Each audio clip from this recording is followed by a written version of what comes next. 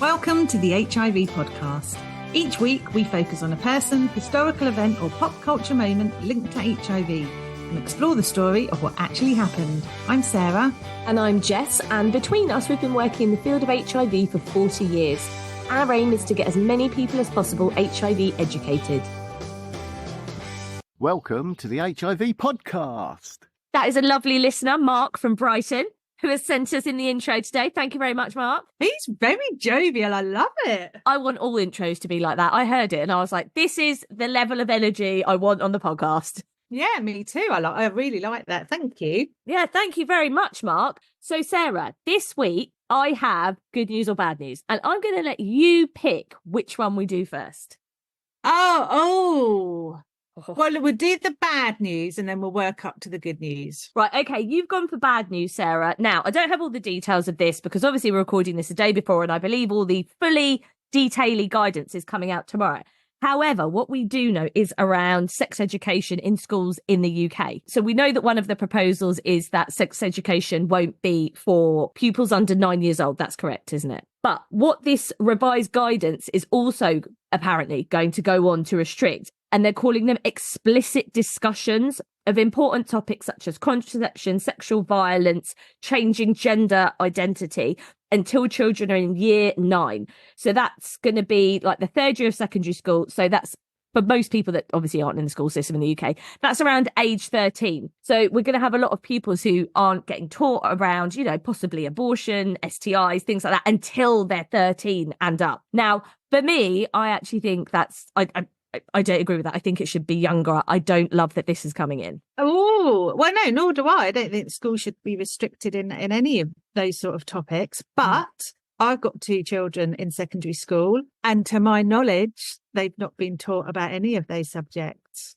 Really? They've done the basic sex education in year 6 at primary. A little bit about a little bit. It's not fair to the school. They focused more on, you know, what's a healthy relationship, good relationships, things like that. I think that's what they were saying, like from year 9, that is what, you know, that's what they're going to be talking about, healthy relationships, what that looks like. But I just think, and I mean, I think the explicit quote unquote that they're saying topics includes porn as well. And I think, you know, we might sit here and think 13's super young, but where I'm from, that was like the norm to be like sexually active and having sex at 13. So I think, you know, we should be talking to people about contraception. They should be going into sexual encounters armed with knowledge, you know, about how to protect themselves. Yeah, fair enough. I know, but apparently, Sarah, it's all political. Well, everything is, isn't it? We're building up to an election. Yeah, exactly. So there we go. All of a sudden, the government have very strong opinions on everything, kind of skewed by what they believe their voters think. In this, it says that while the details are being finalised, as I said, I think they're going to come out tomorrow, which will be today if you're listening now. It says that the Telegraph reports that the guidance is set to describe gender ideology as a contested subject and that teachers must say that there are only 2 biological sexes. Again, with the transgender, why are they so fixated? They're obsessed with gender identity. And it's just like, why are we doing this? Do you know what I don't like? I don't like restricting anything like this. I feel like we have good teachers and I feel like they use their common sense.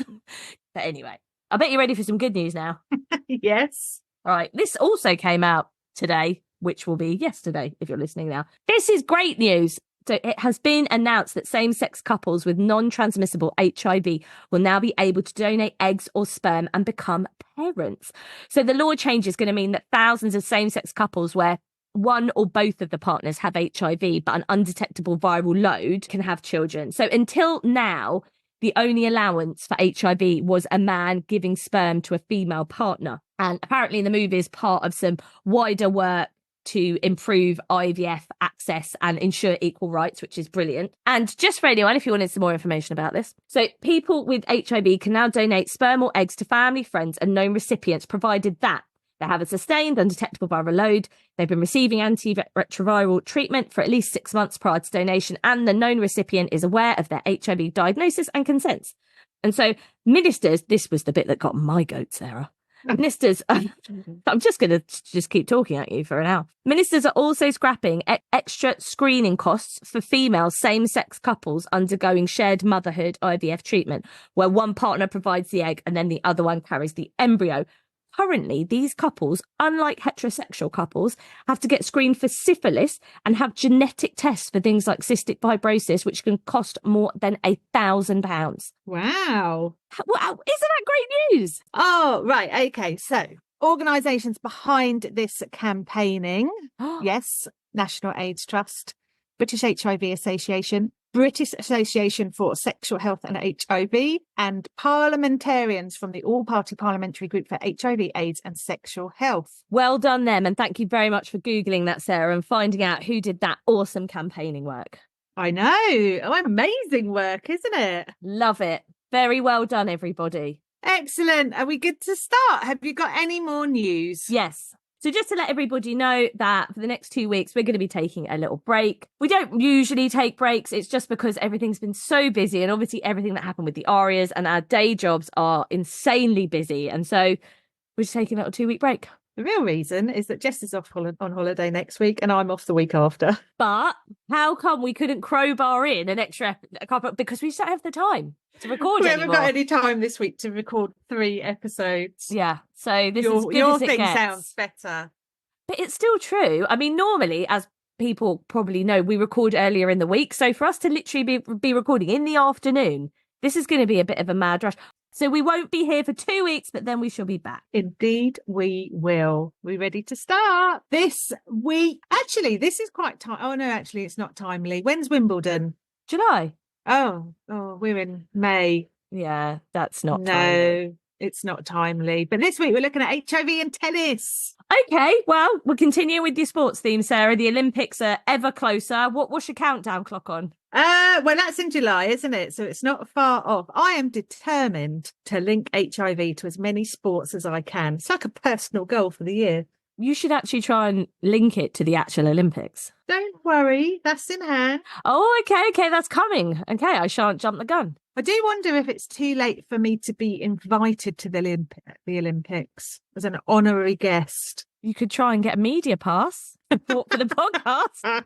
Yes. Oh, I can just see me sat up in the press bit. You know where Steve Cram's. You don't know anything about athletics, Who's do Steve you? Cram? He's one of the commentators. I know, Do you know any athletes that are likely to represent... Usain Bolt, Okay. Greg Rutherford. That are likely to represent us in this Olympics coming up. No, Sarah. And haven't been retired for a million years. No, I don't. Oh, you do. Dina Asher-Smith? I don't know who that is. It's just not for me, you know? It's athletics. It's just very interesting. I know, but for you, and I think that's lovely, but I just don't care. I think they're great, but it's not for me. Bet if there was an open water swimming competition in the Olympics. I don't know that I'd still care.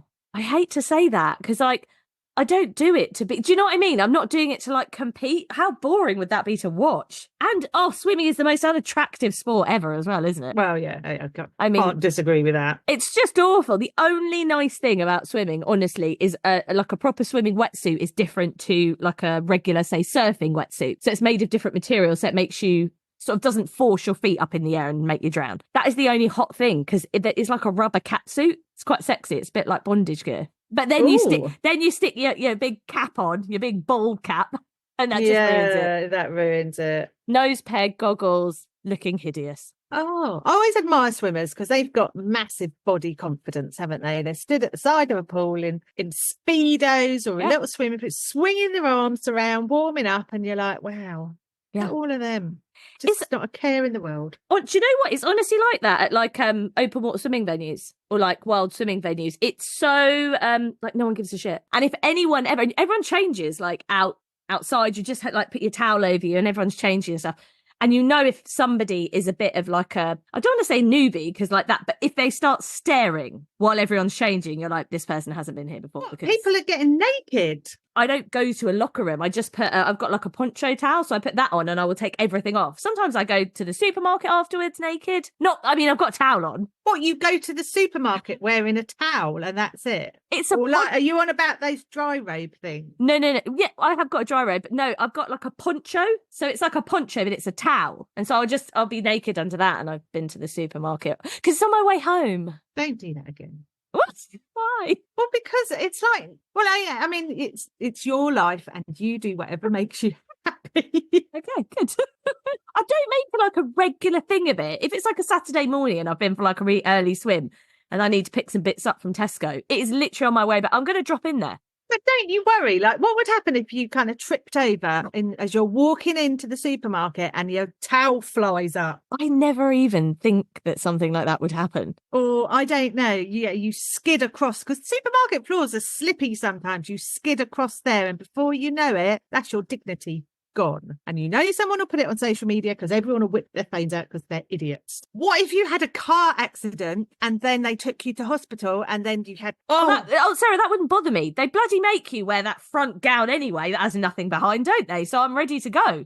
Why do they have those gowns? Why? I know. And it's just, you're just wafting out in the wind, aren't you? Why do they need quick access to your bottom? Yeah, I don't know, Sarah. I do not know. There's no other reason why you wouldn't be securely tied up at the back. Whenever I've worn one, I have always been very wary. Yeah. Because I'm like, what's happening here? That you need to have access to my behind. Yeah. And like you're saying, rapid access. Yeah. It's like there are 3 ties, aren't there? 3 ties. So I don't know if this is true in the rest of the world, but in the UK, in the NHS, we have these like hospital gowns, and think of it almost like a jacket, but you're putting it on backwards, so your arms go through, and it's just got 3 little ties. And like Sarah says, they're basically like, take all your clothes off, nothing on, just wander around, wafting about. And so naturally, you have some people who are obviously in lots of pain and maybe on painkillers, not quite with it, and they're not realising that their bottom's hanging out, and you have, do you want me to help with the blanket? It's just a nightmare, isn't it? Yeah. But anyway. Someone from the NHS will be listening to this and they can explain why they need access to our bottoms when we go for operations. Or any medical procedure. I feel like Sarah's going to start a campaign. What do the NHS want with our bottoms? But it makes you suspicious, doesn't it? It does make me suspicious. Although the last time I was in hospital, they gave me another one to put on over that one. So I had one at the back and one at the front. I was just like, well, that's what I had the last time. I had to go for it was for a scan, and she said, put these 2 gowns on. So instantly, like, what, one on top of the other, like double gown, but still. And she was like, no, put one on front and one. The logistics, Jess, of trying to get that organised was horrific. Too much, isn't it? But at least those people, they probably want less fast access to our bottoms. I was reassured. Yeah, she wanted me double robed, so that's a good sign. Imagine if you're tied up both sides, though. How would they get you out? Like a straight jacket kind of thing. I would start panicking because I'd be restricted. There's too many ties now. Exactly. Ties at the front, ties at the back. No. Yeah, it's very complicated, I have to say. But just to finish off, do you know why I don't worry about the poncho towel situation, Sarah? Just to put your mind at ease. Because I'm so short. I'm only 5'1", so everything on me is much longer. So my poncho towel goes almost to my ankles. So it's supposed to be above your knee, but mine goes almost to my ankles. So it's just like wearing a floaty dress in the summer and going commando, isn't it? But it's made out of toweling. Has it got a hood? Yes, it's lovely. What colour is it? It's stripy like a deck chair. It's blue and white. And I've literally had people stop me and be like, I love that. And I'm like, I know, right? Yeah. So you look like a summery Grim Reaper. Like a tiny, tiny Grim Reaper. Yes. There's old people confused by me in the supermarket. Okay. Right, tennis, let's go. Yes, we have what's the word I'm looking for? I can't do this now. We're off on a tangent. Yes, let's go back to tennis. So we are looking at tennis this week. We are looking at Arthur Ashe. Now, he was a groundbreaking American tennis player. Groundbreaking because he was the first black player selected to the United States Davis Cup team and the only black man ever to win the singles titles at Wimbledon, the US Open and the Australian Open. Now, he was diagnosed with HIV, but not during his tennis career. And we're going to start with his life prior to his diagnosis, because we just need to acknowledge the fact that he even became a tennis player at all. So he was born in Richmond, Virginia, which Wikipedia, now see my American geography, we know this is poor, but Wikipedia says that Virginia is a southern state, but it doesn't look that far south to me. Yeah, no, it's in the south, isn't it? Yeah. Oh, American geography is a mystery to me, Jess. It's above the Carolinas. Does that sound? Yeah. Yes. They've got like those lovely accents. He first picked up a tennis racket at a segregated playground near his home. So there was segregation in Virginia until 1959. That blows my mind. Oh my God, it's just horrendous, isn't it? When you're like, that was not that long ago. No. So black people had their own playground. Black children, makes it even worse, had their own playground. And that's why I think his tennis achievements are so amazing, because in the early years of him playing tennis, he's doing it against a backdrop of racism. So after graduating and serving in the American Army for 2 years, in 1968, he became the first amateur tennis player to win the US Open and the first black man to win a Grand Slam event. Then he goes on to win the Australian Open. He beat Jimmy Connors. I've heard of him. So he goes on to win the Australian Open. Then he beats Jimmy Connors at Wimbledon. So his prize money and endorsements made him the first African-American millionaire in his sport. Oh, wow. Because you do win a lot, don't you? Again, he shouldn't be the first. Well, he shouldn't be the only, right? Yeah, that's very true, actually. Now, he retired in 1980, not through choice. He had heart problems and that forced him to retire. In 1985, he was inducted into the Tennis Hall of Fame. Now, these heart problems. He was 36, only 36, and he had a heart attack, his first heart attack.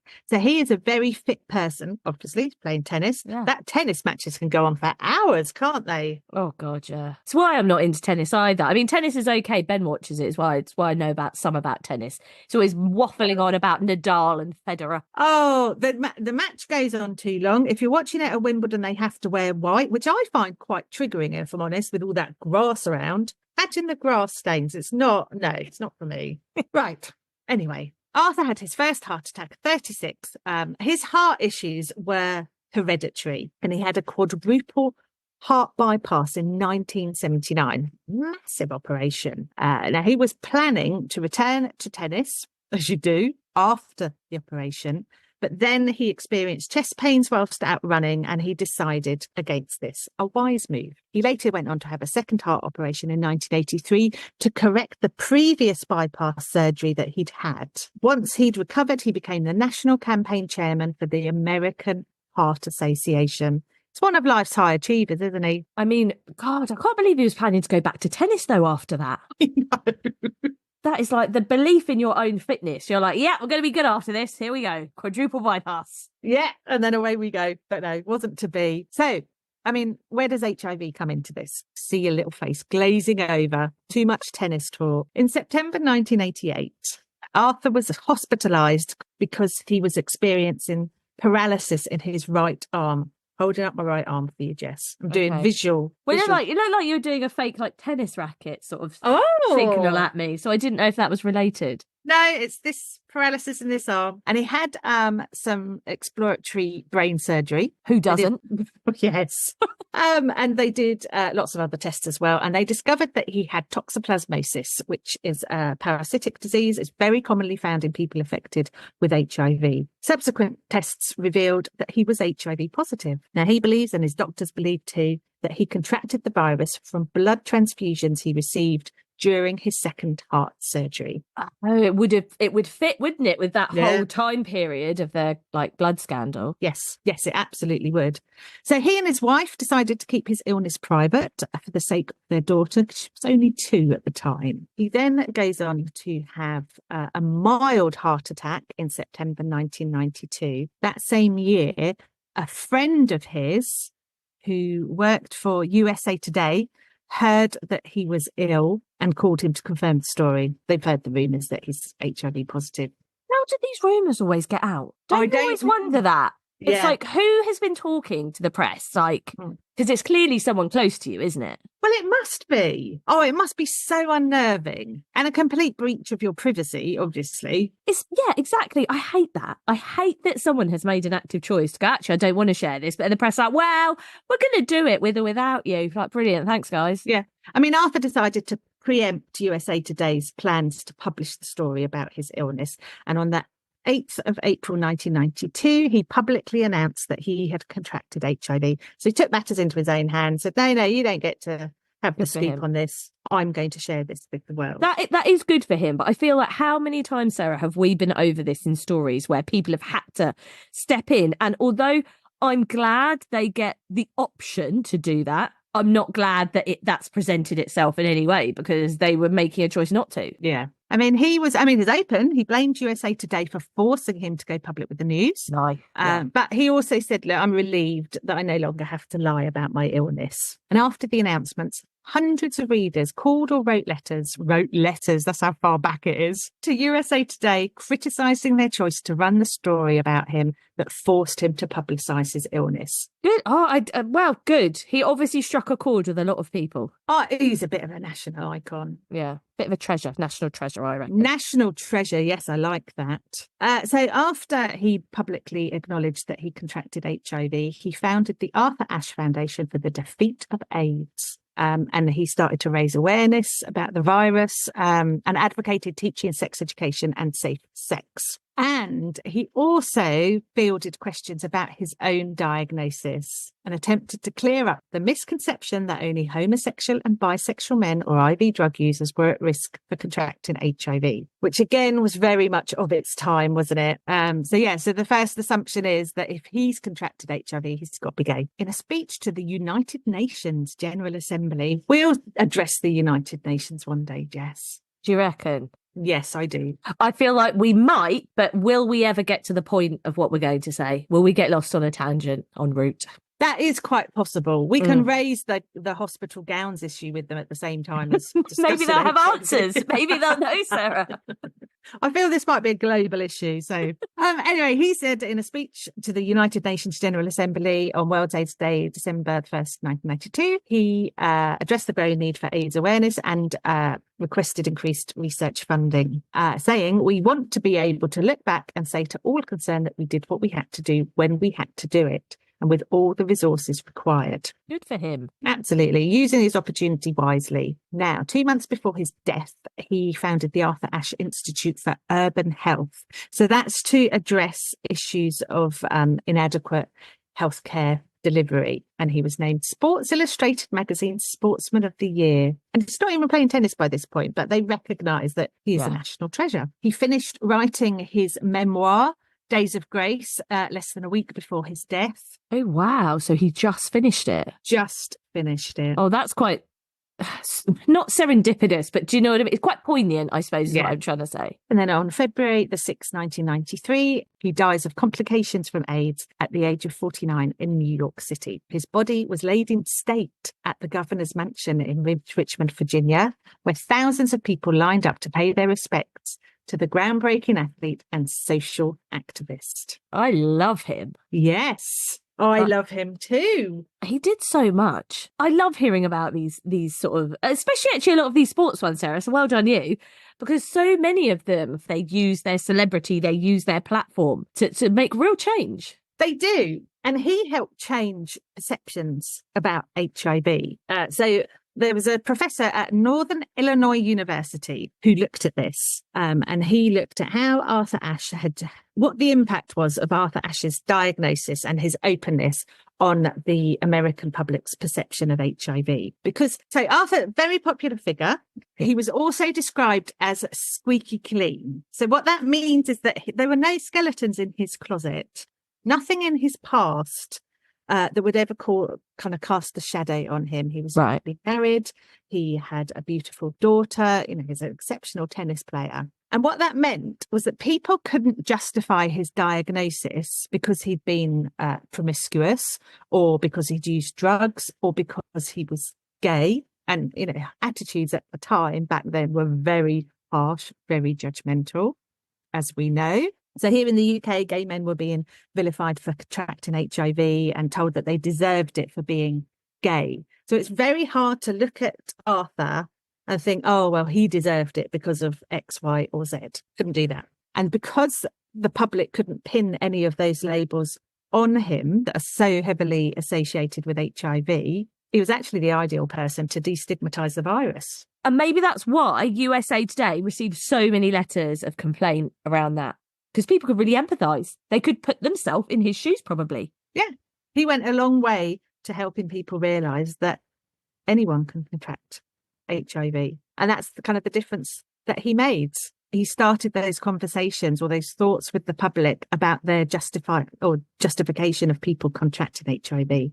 Yeah, I think you're absolutely right. I think it gave people a new representation of what being HIV positive meant. Absolutely. And yes, because they, other people that we featured have been very honest, haven't they? And said, I did sleep with lots of different people, or I was using drugs, but he contracted via a blood transfusion. And at that time, there was very little awareness about that, wasn't there? The focus was very much on, you're gay or you're a drug user.